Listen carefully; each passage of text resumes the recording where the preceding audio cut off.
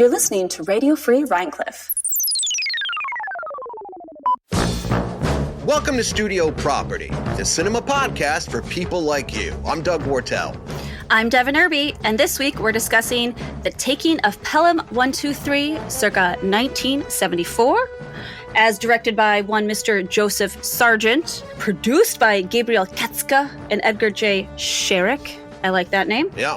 And we always have to talk about the cinematographer. So cinematography by Owen Roidsman. Oh, yeah, we're going to get into him a lot. We need to get into that. And then starring one Walter Matthau. The Human Mastiff. Yes, the Human Mastiff. I also love that this is the first Walter Matthau movie that we're doing, is this gem. Yes. And it also has Robert Shaw, Martin Balsam, Hector Elizondo, and Earl Hindman as our color crew. Now, before we get into even the color crew, shout out to Quentin Tarantino, who sampled that like Vanilla Ice. I have to mention that we were in last week's Daily Catch, which is our local paper here. Yeah, so that's crazy. Yeah. We were in the newspaper. I know, and it wasn't even for threatening Blockbuster Bob on 78.1 Poughkeepsie's community radio, or as we call it here on our station, the Small P. So, not even about that. That's right. Not even about that? No. Actually about us? Yeah, it was like an announcement, like we're here in the neighborhood. So, and it wasn't, Wow. you know what it also, you know what they didn't report, Devin? That you may or may not have mystically killed David Lynch last week. Oh. You know. I know. I've been feeling really bad about that. Yeah. I know. I've been feeling really bad about that all week. Not gonna lie. I mean, you had no way of knowing when you said it. No, it's true. Except you maybe did it on purpose and took him away from us. So it's possible. I mean, I do have some weird magical aura. I do have mystic powers. So I mean, maybe you love the occult. You know, I do love the occult. I really do. You kill cats and stuff sometimes, but well, let's get into this copy that I've got to read before the theme song. All right. Right. So The Taking of Pelham 123 is about a group of armed men who steal a New York City subway train in hopes of a cash ransom of $1 million. Roger Ebert praised the film for its unforced realism, as everyone from the mayor on down is New York accurately annoyed upon being forced to stop what they're doing and give a shit about a train car full of hostages. Walter Matthau gives a career performance as a transit officer who frantically attempts to negotiate with terrorists in between his yesteryear curiosities like, are Asians dum-dums? Are lady cops confident? And might that British man robbing my train in fact, quote, be a fruitcake, unquote. Join us now as we discuss the original Taking of Pelham 123. Devin, kick the theme song. Put that popcorn down, put back the canisters you stole. The devil laughed out loud when you signed away your rotten soul. That's studio property, your studio property. Hey! Shut your mouth or you'll never work in Hollywood again. So this week we have a guest host, and it's a friend of yours, Doug. I'm very excited. So if you'd like to introduce him to our Probably audience. my oldest friend, right? His name is Mike Percoco. Decades long. Centuries? How long have we? Millennials? How long has it been? Millenniums? If you're listening on the podcast version of this show, I actually told the story that Mike is in. And it's the story of, but it's all Susan's also in the story too. Yeah. Yep. Mike had a magical shoplifting coat too, didn't you, Mike? Oh, yes, did I did. you?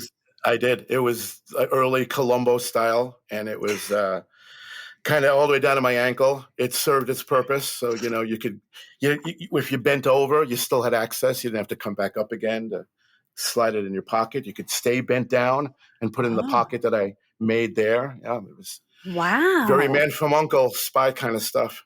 Yeah. Nice. It was really good. You can get a pint of ice cream to just disappear like it was going to Narnia. It was just right there. Exactly. Yep. I contacted Ben and Jerry to see if they'd make a brand called Disappear, by your ankle, brand. And it just didn't work, but we tried. But thank you for having me, by the way. Oh, of course. Thank you for being here. Thank you. Thank But you. yes, he was Appreciate there it. when Susan outdid us both with the 2-liter bottle of soda under the army jacket routine. So, but Mike actually introduced me to this film decades ago. Yeah, I had originally seen it edited. They used to show in Brooklyn in the early 80s on Channel 5. And those of you from New York will know what I'm talking about because it's no longer called Channel 5, WNEW. I think it's W, whatever they call it now. That's the call letters, W, whatever they call it now. Right. But they used to show the movie. They used to show something called the Big Apple Movie every Sunday night. And they showed it. And I was blown away always. And I've always been a trained nerd, so it kind of fell into my chi, so to speak, with that. And when video discs were available, I was too poor to have a VCR at the time. I think they were like $9,000 at the time in 1983. How much was a VCR then? Right? At least. And but I had a video disc player, those little video discs that would come in and out. There was CED, Select Division, and I was able to find a copy of the movie unedited. And ever since then, never stopped watching it. It was an unbelievable movie. You know, it's not like a John Ford kind of thing where it's like this, grand, sweeping, amazing Americana film, but it's a great popcorn movie. I agree with That's a good description. Yeah, that's a good description. Joesph Sargeant is the director of this. Yeah, Joesph Sargeant. He comes from television. What else did he do, Mike? He did a few strange things. He directed a film with the soap opera star Eric Braeden, whose son has the Den of Thieves 2 right now in the theater. Because that's his son, Christian Gudegast. His real name, of course, is Hans Gudegast, Eric Braeden.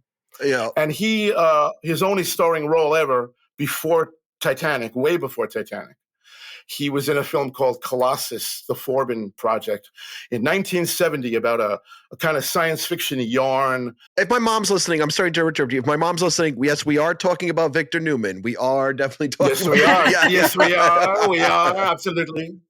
We are indeed.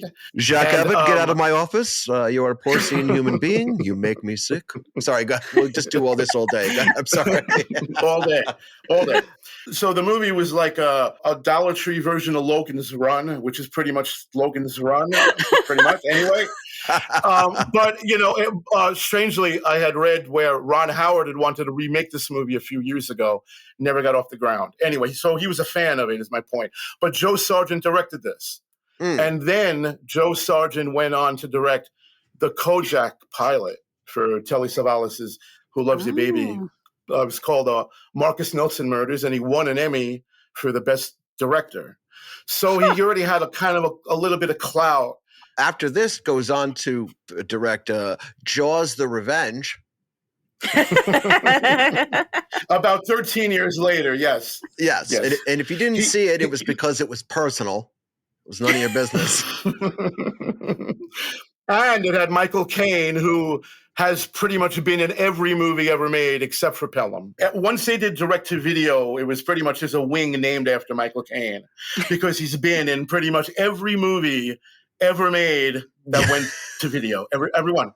And Jaws: The Revenge notwithstanding, absolutely. Well, I saw a clip of Joesph Sargeant talking about making Jaws: The Revenge, and he was really funny, but also really honest in a way that, like, I didn't see very many directors because like a big director, like once you've done something as epic as like Pelham, right? You'd probably say like, we had an idea and, I just wanted the money or something. You know what I mean? Like Michael Caine sort of rewrites history that way when this subject comes up.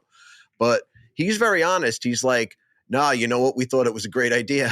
He's like, we were like, we needed a new way to kill the shark. And we were like, yeah, man, he's out for revenge. It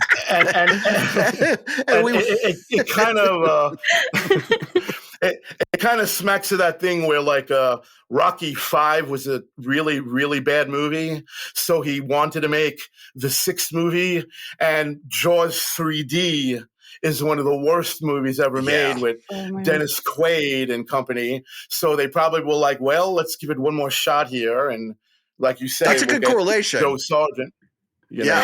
Of terrible films, but definitely yes. Yes, they're right on the same. No, they are. It's that same sort of back to back. It's like, well, to that's just kind of cover the. but this crap has corn in it. Like I Right. feel that one, right? You know, There's corn in it. Oh my but god! but he's like, but it's so great because he's like, he even like debunks a lot of the stuff that Michael Caine will say about it. He's like, yeah, man, Michael Caine loved the script too. When he's talking about Joesph Sargeant, he's like, he's like, oh no, we all thought it was fantastic. We were like, yeah. Then he goes, and because I was also the producer, I was like, yeah, we're gonna go ahead and shoot in the Bahamas. I know people told me, you know, great whites don't go to the Bahamas. Ours does because it wanted revenge. And at this point, I'm on like 2 gummies, and I'm like, I'm like, this is the best. I'm sure we would all agree that movie is Michael Caine's Geely. No question. That's definitely Michael Caine's Geely. I feel like that Absolutely. movie has two huge stars in it. Mario Van Peebles and Mario Van Peebles' fake patois. It is like the most over the top. Where he's like, hey man, blood clot, man. That's a big shark. Exactly. Yeah. And of course, Mrs. Brody is in it as well. Yes. I mean, Yes. so when you have the only one left is Mrs. Brody because these directors make sure to kill her entire family little by little each movie. Yep. Exactly. Because I think the son gets eaten in this one, or the the little top son one. gets Right. eaten. Right. The one who sings, you know, Who Are You, the Muffin Man in the first movie, right? Or, you know, the little kid, exactly. He's All a right. grown man now a little later, and then he's... I have to be the killjoy here and say, let's move on. I was going to say, right. Which Joe Sargeant movie are we talking about? Exactly. Right. There was a time when Joe Sargeant got a gig where he was surrounded by incredible people, amazing cast, the most incredible DP anyone could have asked for in Owen Roisman. Absolutely. He did The Heartbreak Kid. Yep. He shot The Exorcist. He shot A Man Called Horse. He shot Network. He shot 3 Days of the Condor. French Connection. Yep. Taps, Electric Horseman, and Tootsie. And to your, like Mike mentioned, The French Connection. And never won a competitive Academy Award, unbelievably. He got an honorary one before he died, a couple years before he died, but never won, unbelievably, never won. Disgusting. Ever. Add him to the list that angers us. Devin, what was your experience watching this movie? It was a real roller coaster for me. So I love the cinematography because I really was impressed by just the dynamic of the back and forth where you're basically in 2 rooms kind of the whole time, right? So you're basically in the subway car, and then you're in the control room, as it were. But then you get intercut with that dumb car chase. Well, not a car chase, but like the car, like the speeding cars, because the cops are trying to get there. And then of course shenanigans ensue. So I thought that was all really interesting. And of course I'll sit through anything with Walter Matthau. And it was so funny to me because it just seemed like Walter Matthau was being Walter Matthau, but in a serious film. And I was like, all right, I'm in it. He was being all, like you said, and he was like casually being racist to the Japanese train guys. Yeah. And I was like, what is all this about?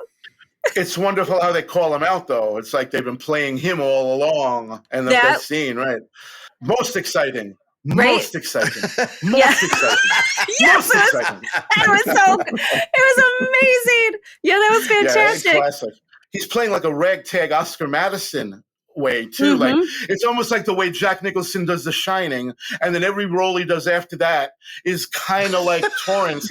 It's almost like when he did Oscar Madison, everything he did after that, because the Bad News Bears even has Shades of Garber, and then House Calls, and then on we go. That's a good Grumpy call. Old Men, even, you know. That's so I'm funny. sorry. Please continue. That's okay. So then there was that dynamic, and then the other 2 components that kind of hit me were the real crotchety train guy. Wow, that was a lot happening with that character where he was like, where he's like, I can't keep my trains running on time. And I was like, geez Louise, dude, people have been taken hostage. Calm down. They are so annoyed. Every New Yorker, from, like I said, from the mayor on down, are just annoyed. They're like, everything is cynical. Yes.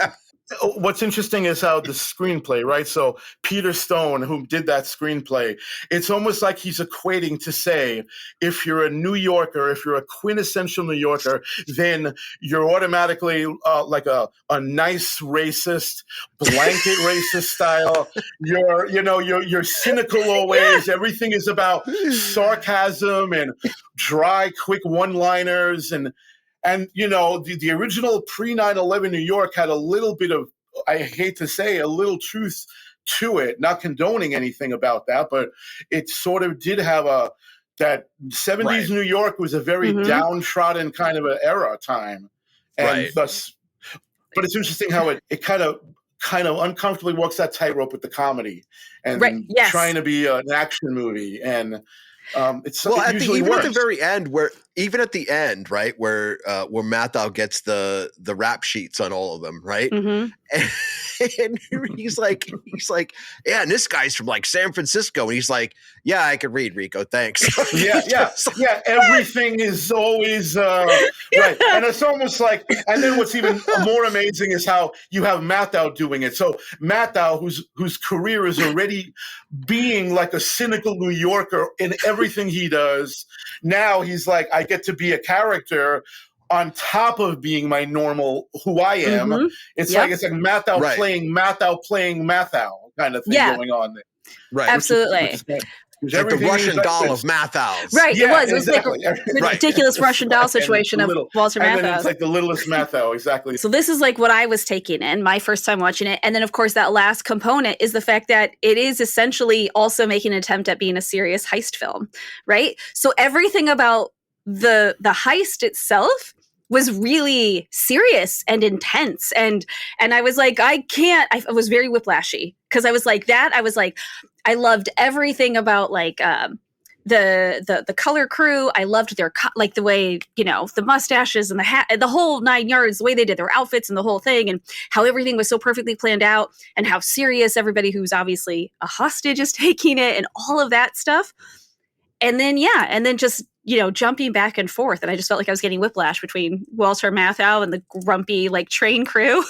And then the seriousness on the car itself the whole time. Right. Yeah. So it was a real ride.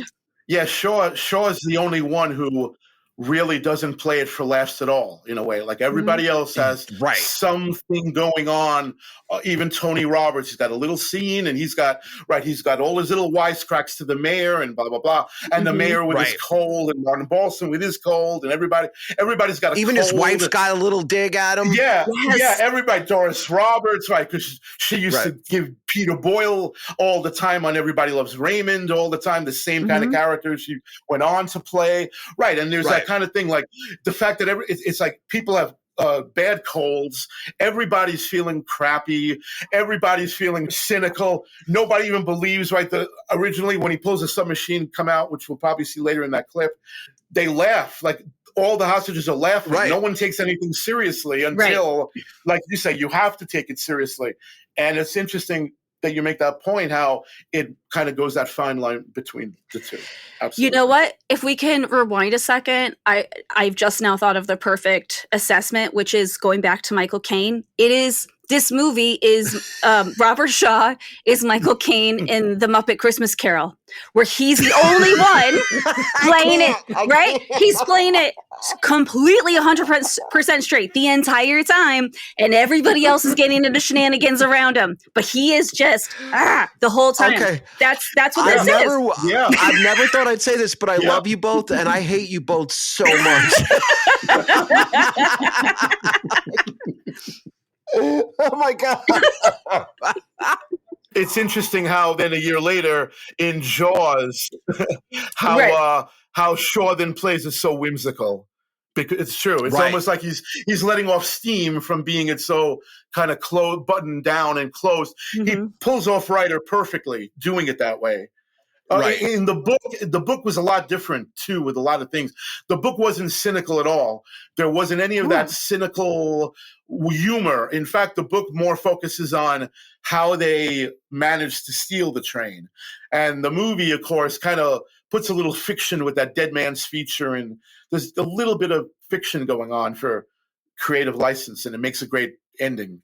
near-end. Yeah. Yeah. Correct me if I'm wrong, Mike, but the color coding of the gang came from the screenplay and not the book, right? And it's reflected in their hats, which I only recently found out. So whatever hat the guy's wearing, that color is his color name.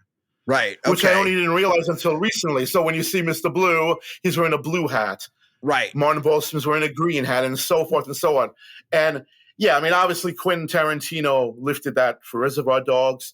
I mean, Reservoir Dogs is a great picture on its own, but absolutely, it's also an A to Z roadmap of where we can probably pick out where he took from here, where he took from here, where he took from here, where he borrows from here. Oh, that's his thing, right? Like, it's like, he's like, you know, and without going into a whole Tarantino thing, he's almost hip hop in the way that he samples, right, and just creates something new out of what he samples, right? And what's great is, I'm sure, I was going to say, just last to cap that, most people who saw Reservoir Dogs probably found Pelham once they found that information out. Sure, right. You know, which is a good thing. Which is, you know, more people, more new generations discovering and realizing that John Travolta's version is.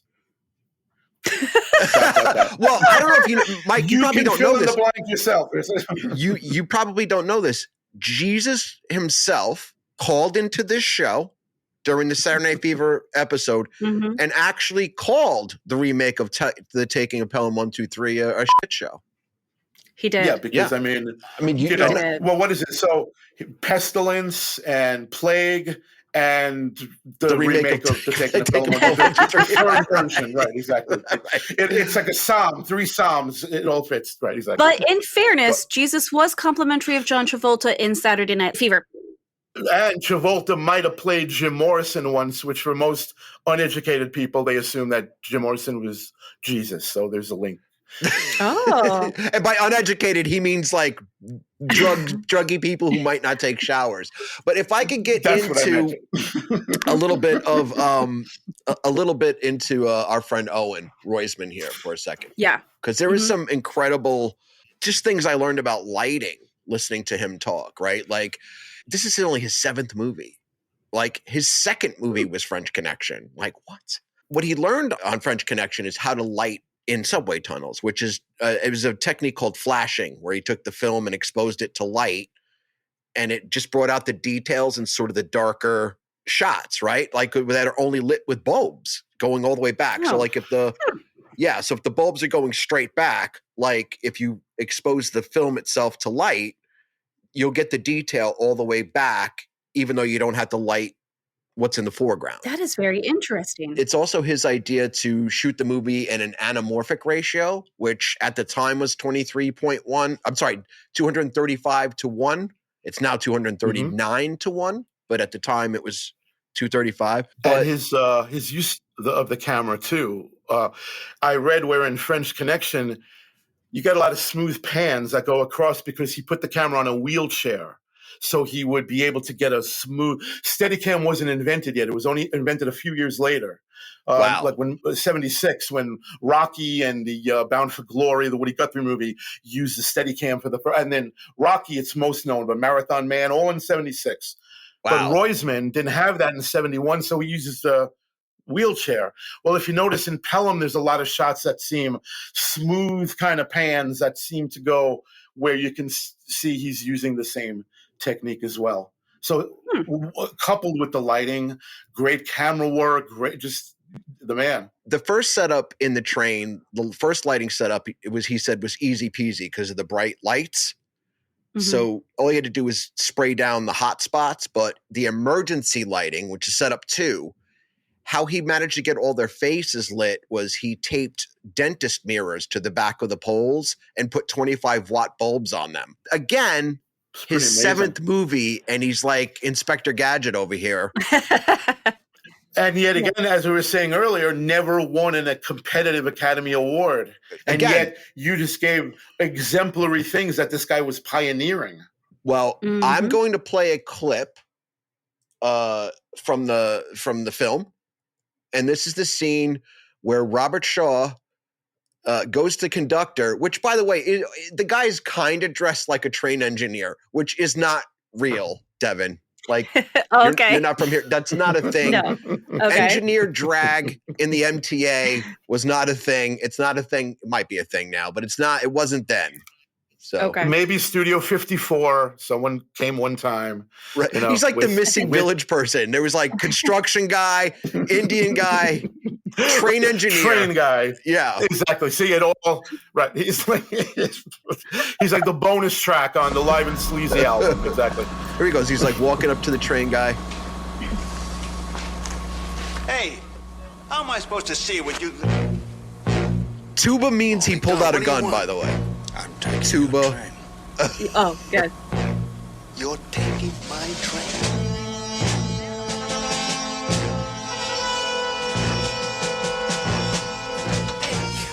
Turn around. I got something to show you. Earl Hindman from Home Improvement. All right, so I got to get into the music a little bit, right? So that was David Shire, who was at the time he was Talia Shire's husband. David Shire also did the score for The Conversation, A year later. All the President's Men, 2 years later. and then Saturday Night Fever. He did The incidental any melodies. part that wasn't the Bee Gees, Right. Or Tavares, exactly. Or a Right, element. right. It's great how he uses the music like it sounds like a rumbling train itself, not to sound pretentious. It's like New York itself. It's like a character itself in the way that New York is a character in Manhattan, Woody Allen's Manhattan. Mhm. There's something about the music is not just incidental ever. The music creates the edge of your seat tension that's prevalent in most of this movie. It does. Kind of thing. But tuba definitely means gun. Yeah. Oh, you know what? We got a call. Ooh, Oh yeah, we haven't gotten a call in a couple weeks. we have I not. gotta remember how to pick up the line. Is it a rotary? Hello, Radio Free Rhinecliff. Hey, this is Tony. How's it going? Hi, Tony. Hello, Tony. Hi, Tony. Were you listening live? Yeah. I was listening live. I was just inside of a little bakery down the street, and I just stepped outside as I was listening. It was getting real loud in there, so I thought I would just, I was listening, and I felt like calling in. You guys were talking about one of my favorite films. Which bakery were you at? Oh, fantastic. Yeah, it was Bread Alone. It's off Oh, of right in Rhinebeck, East Market Street. Yeah, in Rhinebeck. That's right. Yeah. So, what were your takes on the film? You enjoy it? It's one of your favorites, you said? Well, it was so I don't love the film. I'll be honest. I don't love the film, but I love the film because my grandfather worked on the film. So I love it for that reason. I don't love the film, but I love it for that reason. Yeah. Who was your grandfather on the film?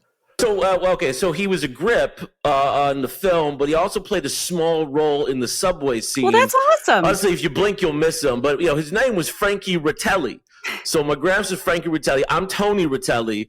And, he was a grip. He was a small part on the subway scene. And, I have a lot of sentimental value for that film. Between Mike and I, we know like every frame of this movie. Like what scene in the subway is he I've in? been racking my brain. This is one of he was like a background character. He was a background character. It's like a big scene. You blink, he's gone. That's all. It's just like he was there, he's not there. Is he in the tunnel? Yeah, he's in the tunnel. Again, if you go back maybe frame by frame, you'll see him, but it's not a big deal. Like he was in the business for a long time. Was he a cop? It's a smaller role. Like a hostage or a passerby or on the platform? Yeah, something like a passerby. It's a passerby or something like that. It's whatever. But like I said, we're proud he was a grip on the film. You can look him up again. Frankie Ratteli. Okay. He was an extra. But we just listen. I'm in the business still. Like it was my grandfather had his roots in the film industry, and he was also a coach. I don't know if you guys know this. Why would you know this? This is my story. He was he coached Robert Shaw in Jaws. Really? That Indianapolis monologue. Yeah, What? he had a hand in actually crafting that scene. He went from grip to background extra to coach. He was incredible. Wait, he was Robert Shaw's acting coach? Is that what you're saying? Yeah, that's what I said. Wow. Oh my God! Wow. I'm going to have to look your grandfather up. Yeah, so Grandpa, he hustled. He was a great guy. He hustled. He did a lot of things. I was inspired, and so I got into the business myself. So anyway, I hear you guys talking about the Taking Of Pelham 1, What 2, do you 3, do in and I the had business? to call. Are you guys familiar with what's called an intimacy coordinator? Is that familiar to you guys? Yeah. Yes. Yeah. Wait. Vaguely. Devin, why was the hesitation there? Yeah, Doug seemed like he got it, but Devin, why was that a hesitation for you? I don't know. It just, I'm a Midwestern girl, Tony, so I know what it is, and it gave me a slightly embarrassed chuckle because we're a little reserved, shall we say. So I know what you're discussing, but yeah, that's why I giggled. Yeah, I get it. That makes sense. Have you done this in pictures or television or A streaming lot of shows? Law and Order, SVU, a lot of that. Those are kind of the tough ones for the intimacy scenes. There's often graphic scenes that aren't so savory for people. So that's kind of one body of work. I did some stuff with Sharon Stone in the late 90s. Yeah, some commercial work, some Pepsi's. The intimacy coordinator, it's a big role. I don't know if you guys know a lot about it. I feel like we're kind of one of the best kept secrets in Hollywood, if you know what I'm saying. Wow. Wait, yeah. Did you just say an intimacy coordinator on a Pepsi commercial? Is that what you said? Yeah. You remember that one with Caitlyn Jenner? Oh, yeah, that thing was steamy. It was steamy. So, it's just one of those things.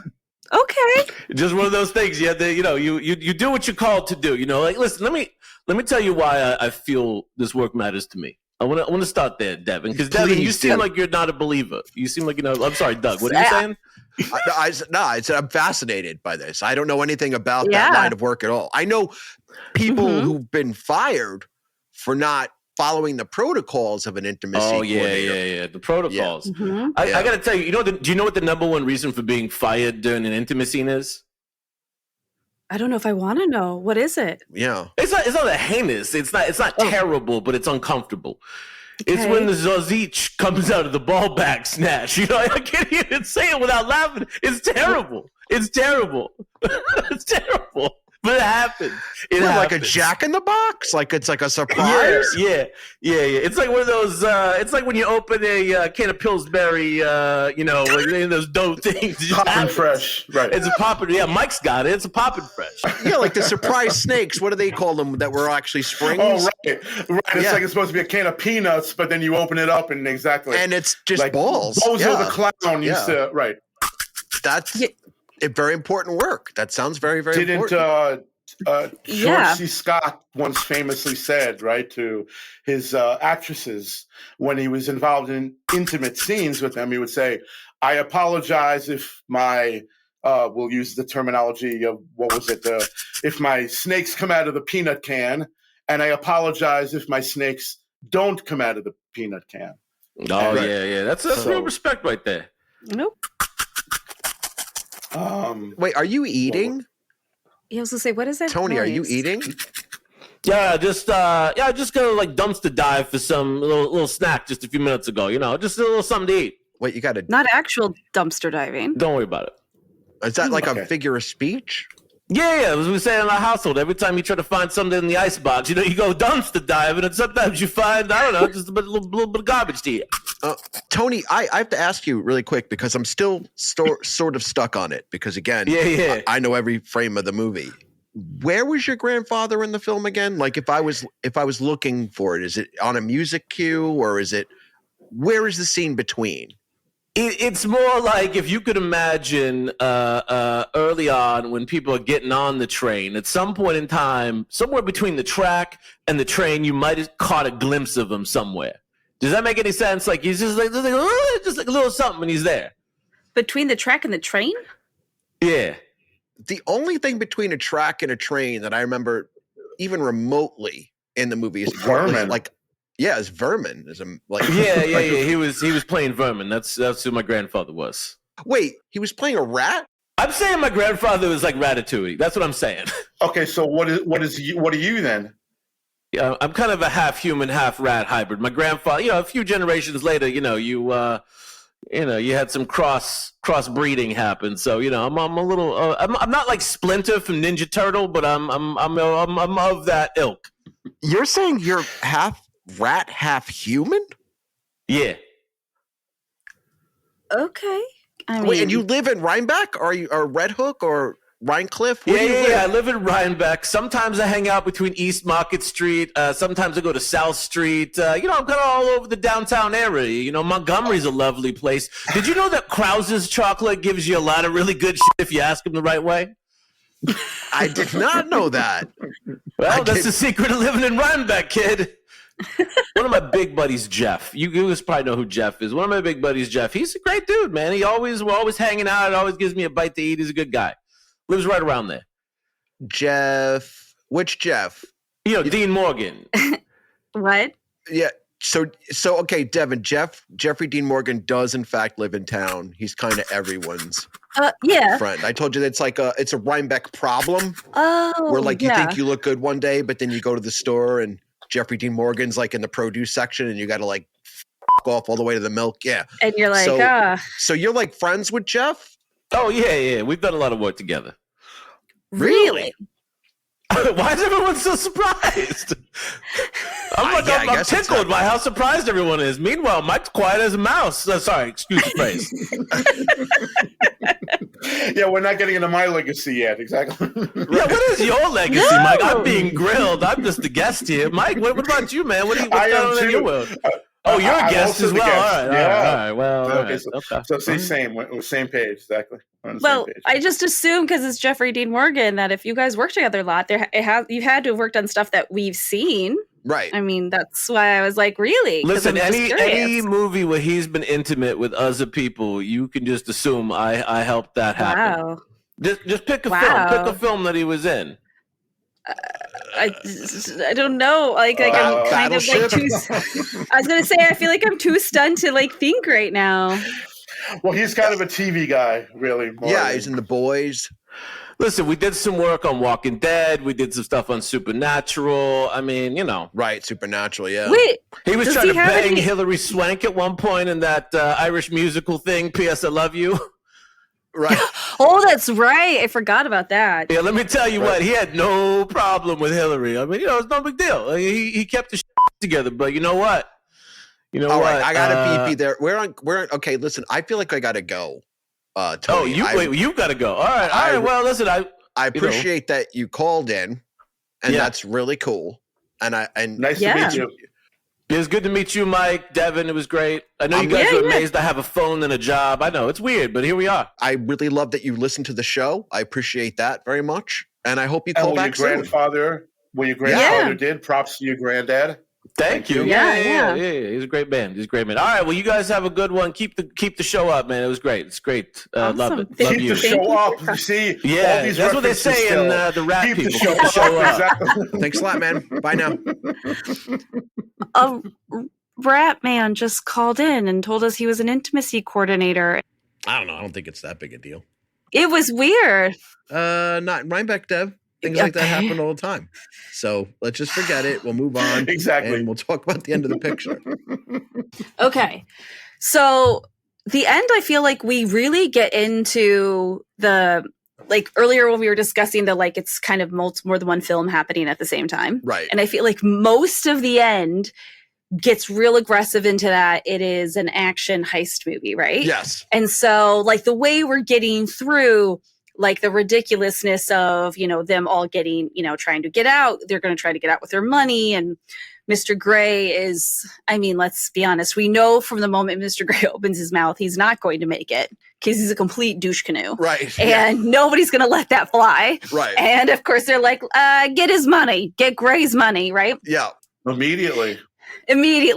And so they're all trying to get bloody one, even the bloody money. Yeah. Even the bloody money.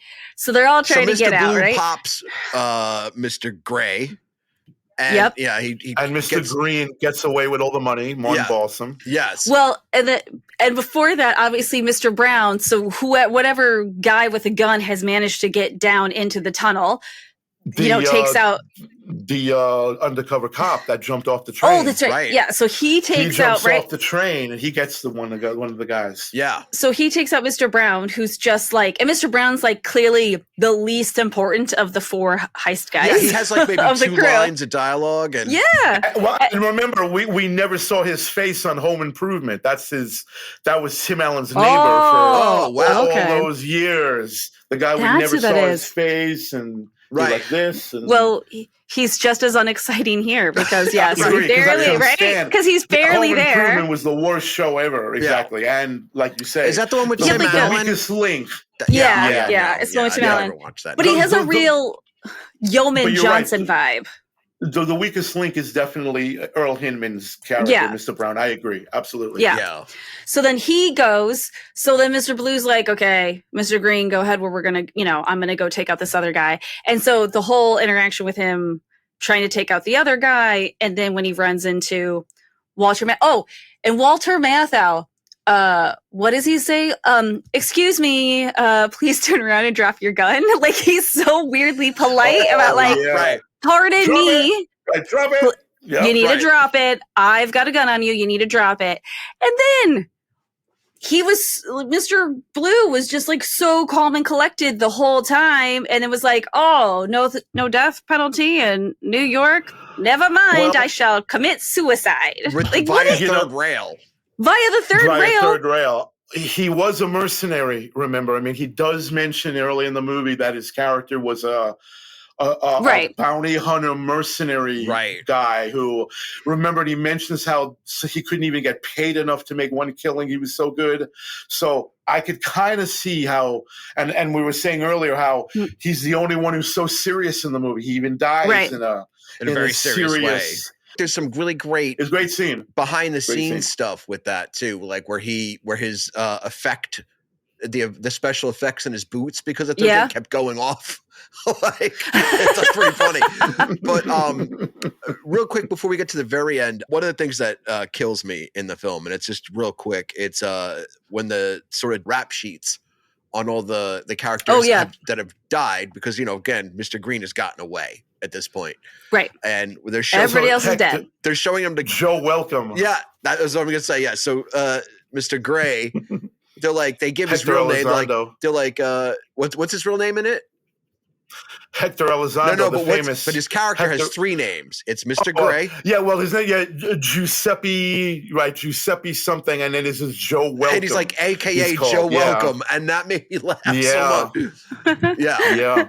Well, the book fleshes a lot more. The book, there's no color names in the book at all. Right. So the character names in the book, so the character of Robert Shaw is Cold Rider.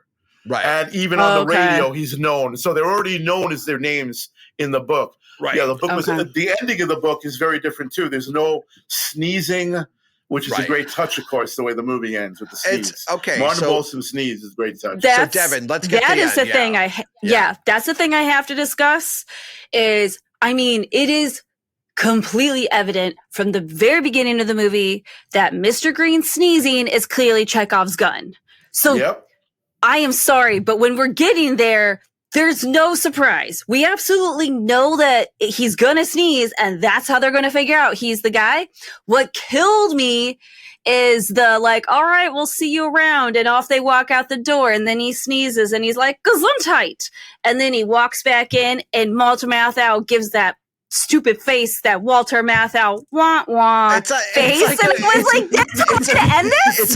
It's a face that is not yet a meme, but it should have been. Right. Yeah, but it should be. Yeah, it should be. Exactly. No, but what's great is before that even happens is Mr. Green doing the indecent proposal Scrooge McDuck thing with the money. Jumping in his money. Yeah, he's like swimming in the money. He's like,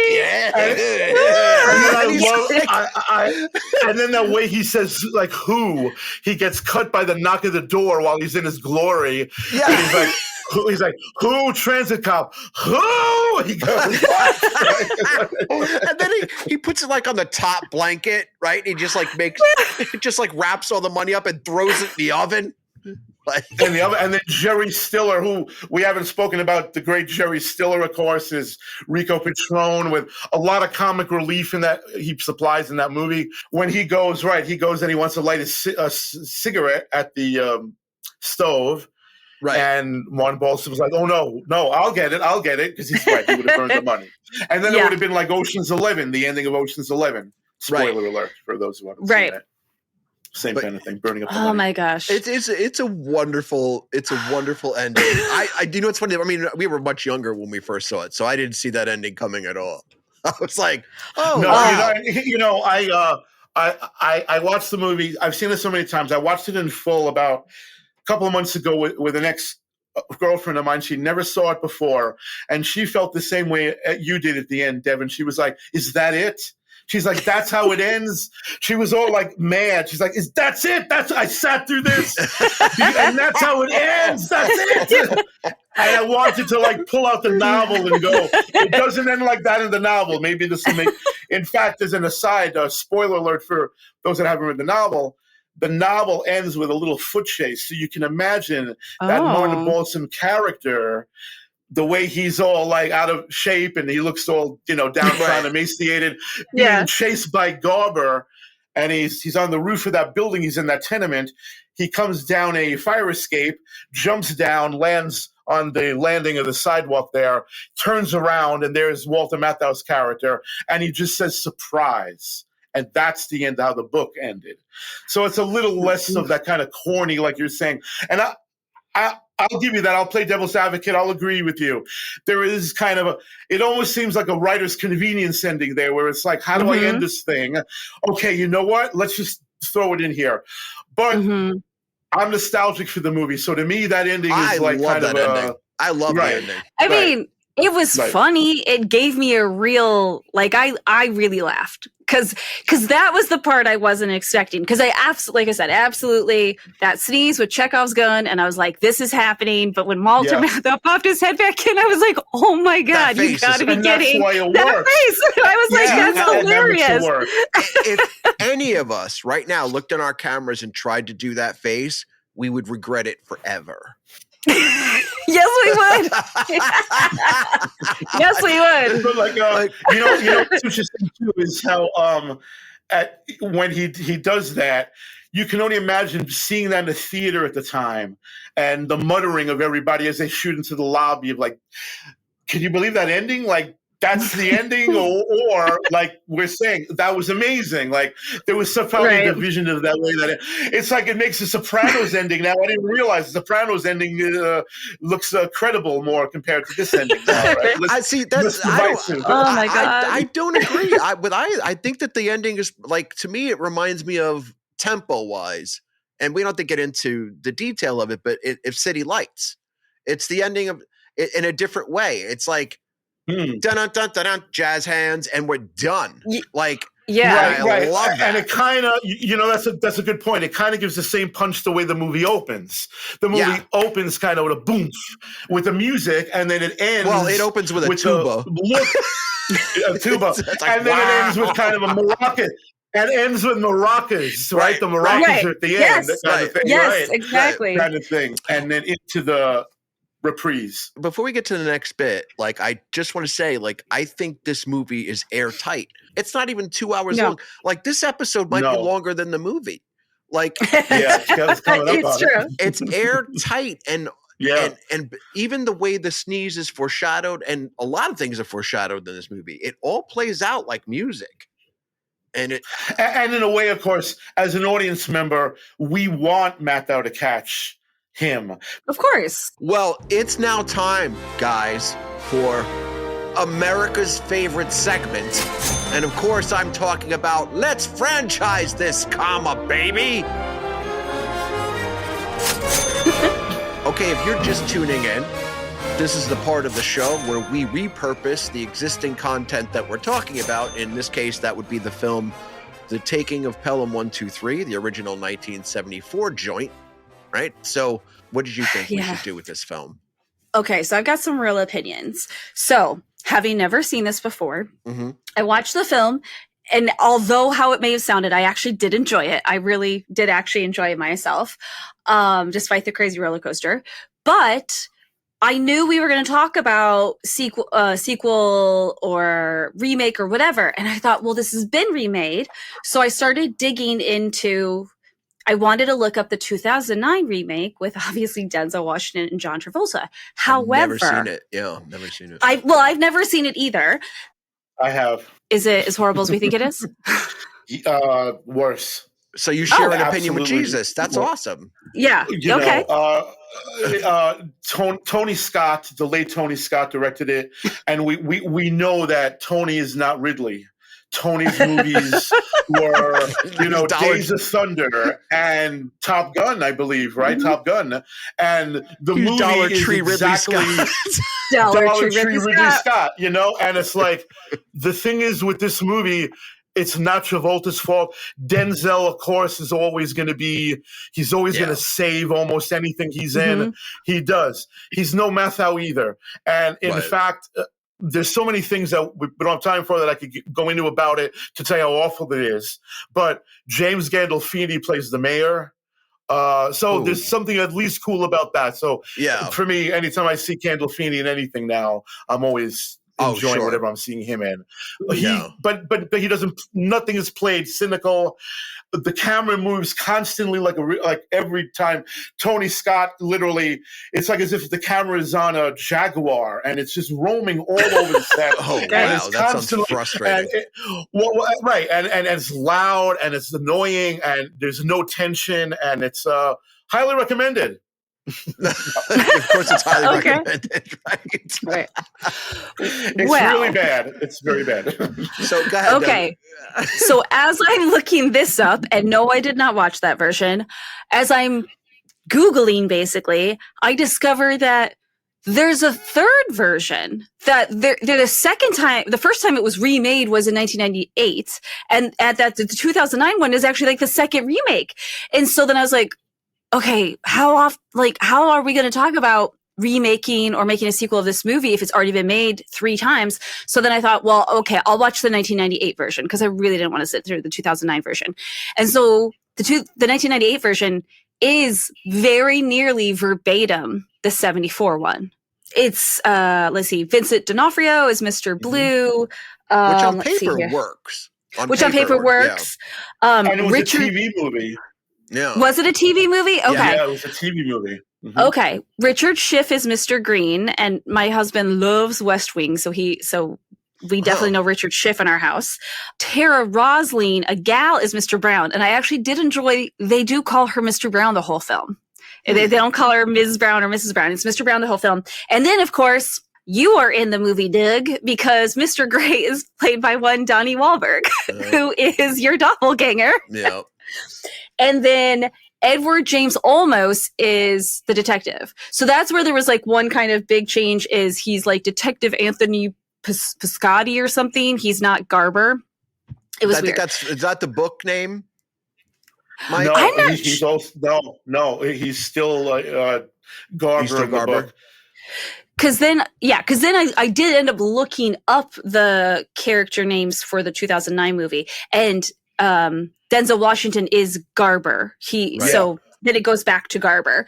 But in the 2009 version, they use the actual names from the book. So it's John Travolta's Ryder, and I forget the other guys' names. Mm-hmm. But the 1998 one is in the TV version as well.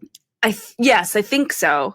And the music's done by Stuart Copeland. And one other credit that I read was, and I'm just reading it verbatim, Bobby O'Neill as Homeboy on Subway. That's what it says. That's what it says in the credits of the film. That's amazing. Yeah. Okay. Yeah. 90s, folks. I don't know. 90s. Okay. Yeah. So no Here joke. we are now. Entertain us, etc. So basically, no joke. I watched the 74 and the 98 versions 2 days in a row. I specifically watched them close together. They're very nearly as far structure and all that, it's all very nearly exactly the same. Dialogue is almost exactly the same. And it is Vincent D'Onofrio was the only one being serious, right? Just like Robert Shaw, right? The only one being serious throughout the whole thing. Let's see. Yeah, I don't know. So there's kind of all these elements, and the ending is exactly the same. Richard Schiff sneezes, and Edward James almost, and then crud. It's not. There's a gal who plays the other cop, the Jerry Stiller cop, and they both lean back in the door together, and they're like wah wah. Except they say God bless you. They don't say Gesundheit. But otherwise, it's exactly the same thing. And Richard Schiff does the I'm gonna rub all the money over myself in bed, and it's so weird. Okay, so basically, I watched these 2 movies. And I'm and then I already know there's the 2009 version, right? So then I'm thinking to myself, what the fuck is this? And I know you have to bleep me out. What the fuck is this? I'm not going to bleep you out twice. Is this A Star Is Born? Do we just need to keep remaking the same film over and over and over again? Is Lady Gaga going to be in the next version? Is that what's happening? We're just going to franchise as Mr. Green. Exactly. Or you could do Lady Garbar. There we go. Lady Gaga. There we go. So now my thought is something different than we've done before. I think we should do a prequel. Because I don't think we can remake this film again. I think we have to do a prequel and directed by Bradley Cooper. Well, hear me out. I feel like if we do a prequel, right? Mm-hmm. Because it can't be the gang meeting up and plotting this case. No. I think it's no. Do you know what a backdoor sequel is? Like The Color of Money is kind of a backdoor sequel, right? Like, Correct. If you never saw The Hustler, it's an amazing movie. But if you saw The Hustler, it's even better. Gotcha. Yeah, right? yeah. Okay. Correct. So maybe we make the prequel sort of just wrapped around Mr. Blue's story. Yes. And maybe at almost the end like he meets Mr. Brown or something at the very end and or has an idea you do for a this, train heist or something. Yeah. But, right. Or Martin Balsam's character, how he got fired with the transporting drugs on the train. Right. Something almost like an origin story, like Mr. Blue's origin story. Right. So it's like he has an Uncle Ben and Martin Balsam he's got to do wrestling to be able to save Walter. I see. That'd be perfect. Yeah. He's bitten by a radioactive Brit. Or like a radioactive rat, like Tony was talking, right? Right. Yep. There you go. Maybe. There it is. Maybe. There it is. Or that would be the other option. We just remake the Taking of Pelham 1, 2, 3, but with half human, half rat people. Okay, I'm going to go with prequel. I say we call it Mr. Blue. Mr. Blue. Okay. All right, so I'm just going to give you. I'm going to give you my two options. Are very obvious. Who plays Mr. Blue? Right. Either Gary Oldman or Joaquin Phoenix is what I got. Oh, okay. Well, how about Gary Oldman plays the young Mr. Blue, and Joaquin Phoenix plays the older Mr. Blue. So when Mr. Blue is in, do you mean the opposite? They're both Academy Award winners. They can play anybody. They can do anything. These guys can do anything. They can do anything. Mike's over here making like a Benjamin Button scenario. I mean, right? Because think about it. You have Gary Oldman playing Sid Vicious, and then Winston Churchill. I mean, could that be the furthest apart of Britain? Like right there. Right.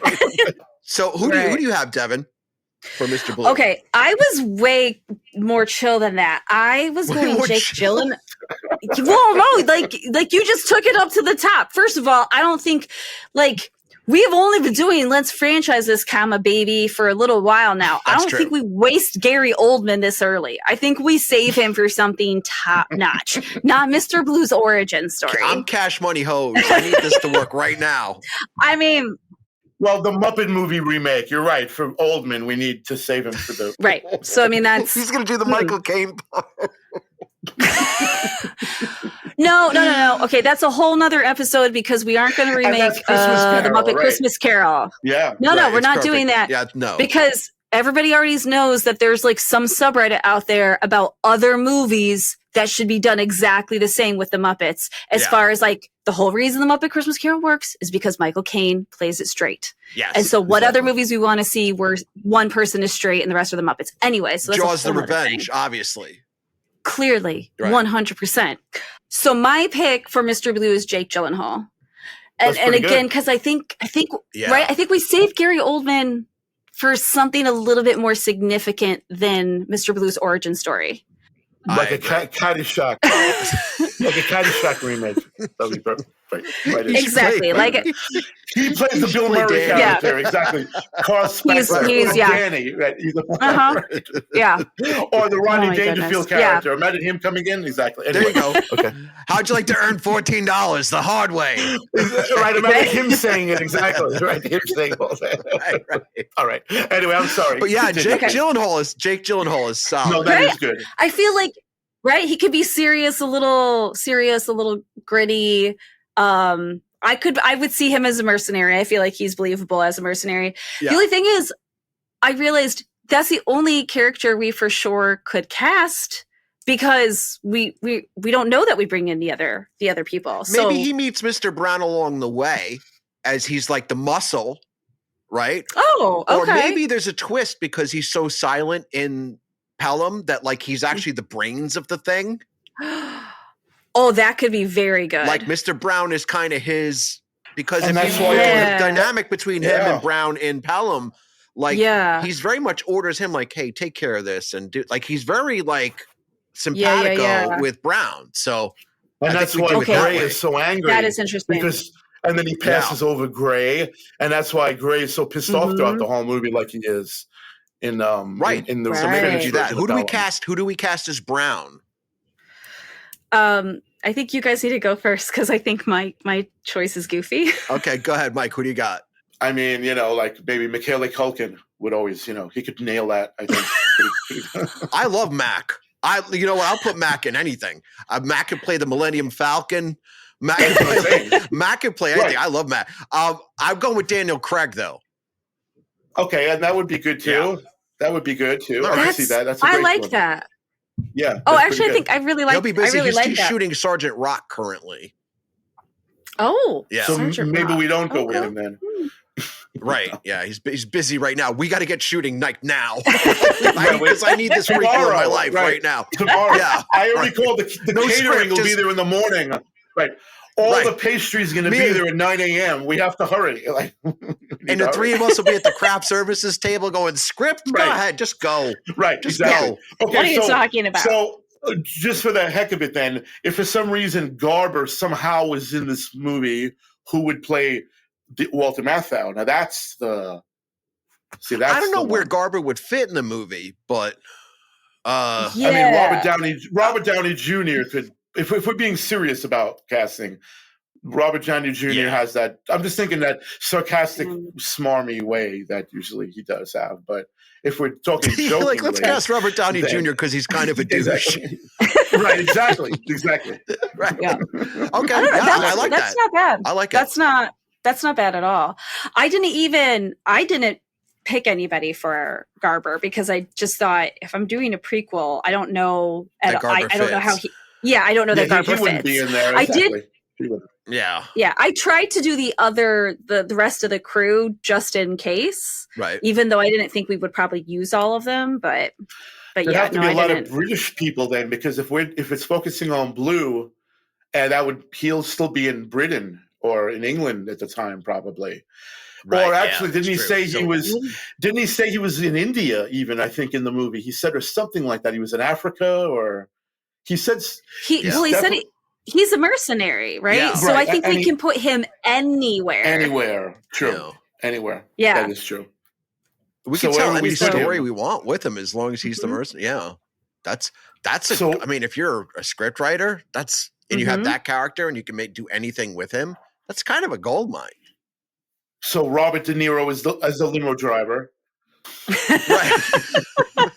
I don't know what that means, but Right. Zendaya is the limo. Yes. as the limo. There is the exactly. limo. Right. Robert De Niro's the limo driver. Yep, Right. We got to sell this movie, kids. we do. We Exactly. do. So, I don't know. uh, I do like this idea of like maybe whatever mercenary job he is on prior to Pelham, and then like you say, having Mr. Brown sort of be like, oh, he is the brains of the operation, and the having two of them be are the only ones who survived whatever the job was. Ooh, I like Right. that too. Yeah. Yeah. Great. I like that. Yeah, and you need an American to kind of be the proxy to the subway thing, because it's possible that Mr. Blue Right. might not even know what the New York subway is. I mean, there are people who live in other countries that don't even really know. Like I'm saying that he might not even have ever thought. He might think in England, hey, we can rob the tube, but it would take probably someone like Mr. Brown to be like, I got a great idea. Right. Let's Like, I got a go better idea rob. because Yeah, the let's tube's go too to New well York. kept. It's more vulnerable. Yeah, it's more vulnerable another in thing, New York. period. Let's go, period. Let's bring them back to 1971 in the prequel. Ooh, I Yeah. like that. Okay, Yeah. yeah, let's do that. Oh yeah, that's good. When Yeah, did 'cause that- Cambodia? No, that's the 80s, isn't it? No, Cambodia. that's right Uh, around the time you're talking yeah. about. No, Oh, so Is it? Cambodia Cambodia. would be right around Yeah. that time. Okay. Oh, you know what I got? Okay. You know what I got it confused with? Not the Falkland Islands. Like, That's the 80s. That's Margaret Thatcher. Yeah, that's the Iron Lady. Yeah. Exactly. That's Meryl Streep's territory. Yes. but you saw where I was going. I was going like English conflict. Yeah. So. Right. Let's make American Wolf in London. There you go. Exactly. They were that first. I had never graduated, but yeah, I think that as a director, I think I have a person who would give it a great vision. Oh, yes. Edgar Wright would give it a slick ass. Oh, yeah. It would be his own vision. Perfect. It would have a foot in Pelham, but it would be his own thing, and it would be signature enough to where it would still be marketable now and also really fun. Who should we score it? Huh. Moby. No. Who? Moby. Interestingly, I don't know his name, but the guy who did the soundtrack for Breaking Bad and Better Call Saul was really amazing. Actually, every week was really. Can we get a look up on that? I don't know his name. Let's get a look up on that because I agree with that. And I'm not sure if it's the same guy that did Breaking Bad and Better Call Saul, but whoever he is, he'd be good at it too. Dave Porter? Yeah, Yes. Dave Porter. Thank you. Yes. Thank you. Yep. Let's do that. Yep. And his stuff too. I like it. Kind of ambient and funky sometimes, and a little of everything. And Rock. definitely, So and he can get close enough to the original soundtrack to some extent without having to borrow it. Almost like, yeah, absolutely. And I'm not a big Hans Zimmer fan. What I appreciated about his Blade Runner was he leaned into the Vangelis a bit, which so it's like close enough. Well, to where, isn't that what? Like he paid homage to Vangelis? Yeah. Well, that's what Ken Thorne is doing with Superman 2. John Williams didn't score Superman 2, but Ken Thorne took John Williams' Superman 1 score and he made it his own. And that's probably been done in a couple Rocky films. I don't think Bill Conti scored every one of them in the same. Mm-hmm. I know exactly what you're saying. Right. When you take an it's like existing close thing enough where you borrow flavors from it. But you make it your own, basically. Right. So he would be good, whoever we said. Well, I think we settled this. I want a Mr. Blue prequel. Yeah. I think this is a good idea. So Edgar Wright's directing. Jake Gyllenhaal is starring. Yep. It's going to take place in 1971 in Cambodia. Dave Porter's doing the music. And are we settled on Daniel Craig as Mr. Brown? I like it. Okay. I do too. This is good. All right. Well, this is good. So that's Hollywood. Our Are you listening? Somebody get out there and make it, or give us the dough, and we'll get it made. So that's our show this week. Thank you for having me. By the way, thank you very much. Oh, you are very welcome. I was just going to say thank you for joining us. Yeah, thanks for joining us, Mike. Thank you. Thank you, Devin. Thank you, Doug. You're very welcome. Mike is Wikipedia Brown. So I can be Mr. Yes, so you are. I'm Mr. Brown. I'm Mr. Brown is what that means. Yes. Exactly. You're Mr. Brown. There we go. That's right. You know what? You please come back as Joe Welcome. I will. So, I promise you got it. I'm so excited that Mike joined us on the show. It has filled me with a sentiment I can only liken to alchemy. And I'm very, very, very happy and filled with emotions that are boring for the rest of you. But I assure you, I have They're a lot quality of for at us. the moment. Yes.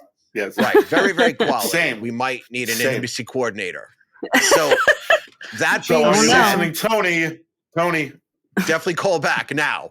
But next week, we are going to be doing To Live and Die in L.A., and we're allegedly being joined by Devin's brother, Cody Ramone. Yep. Cody is supposed to come back for a visit. To Live and Die in L.A. Who shot To Live and Die in L.A.? Devin, who was that guy? Well, just think about who directed it. That is one Billy Friedkin. Friedkin. We're taking the back door into Billy Friedkin's catalog, right? We're not starting with The Exorcist. We're not starting with the French Inquisition. Right. Oh, I thought that was a joke about cruising. Sorry. No, we're not doing. Yeah, we're not. Yeah. So we're going to start with this one. But it is shot by one Robbie Mueller. It is shot by Robbie Mueller. Yes. Mueller. Mueller, I'm sorry. Mueller? Right, we don't want to Yeah. get that comment. Mueller. Mueller enough. Mueller. Right. Mueller. Mueller. Well, thank you guys for joining us on Studio Property. Thank you for having Mike, me. say goodbye. Goodbye. I'm Doug Wartell. I'm Devin Irby. And see. Studio Property is mixed at Spillway Street Content in Red Hook, New York, and syndicated on Radio Free Rhinecliff. Theme song by The Corner Bodega. Be sure to subscribe to the podcast and follow us on Instagram at Studio Property Show. Thanks for listening, and we'll catch you next week.